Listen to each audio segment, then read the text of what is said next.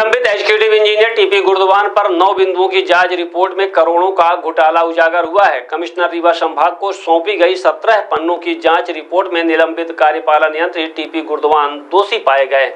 RTI activist Shivanand Dwivedi की शिकायत पर जांच हुई, जिसमें फर्जी एमएमआई डिग्री, बिना अनुमोदन भुगतान, टेंडर घोटाले, फर्जी मटेरियल रिपोर्ट और करोड़ों की मनरेगा मजदूरी गबन जैसे बड़े भ्रष्टाचार सामने आए हैं।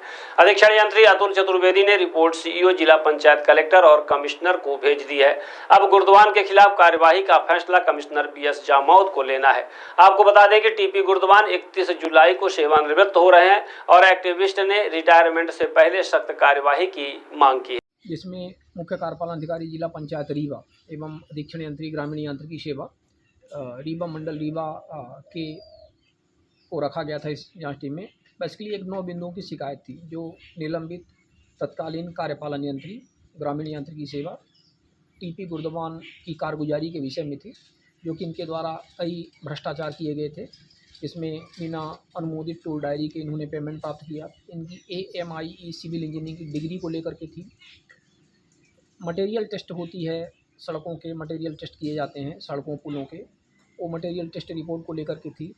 साथ में एक NMMS हुआ है, जो इस तरह से आजकल क्या हो गया है कि कोई भी निर्माण कार्य यदि आप करवा रहे हैं, सार्वजनिक निर्माण कार्य रोड का या कुछ भी, तो उसमें NMMS जारी किए जाते हैं, मतलब फ़ोटो लेकर के वो अपलोड की जाती है इस तरह से। तो उसमें इनका फर्जीवाड़ा पाया गया।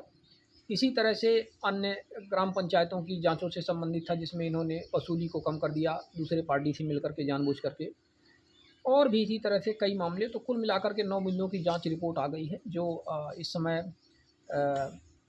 उपलब्ध है कमिश्नर महोदय रीवा संभाग के पास में। और चूँकि 7 दिवस में रिटायर होने वाले हैं टीपी गुर्दवान इसी 31 जुलाई को, तो 7 दिवस से भी कम समय समझ सकते हैं, 5-6 दिन का समय रह गया है।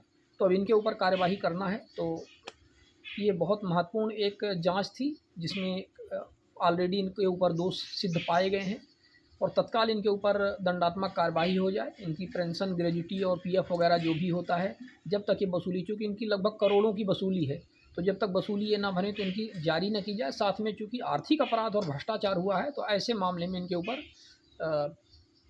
FIR की कार्यवाही किया जाए।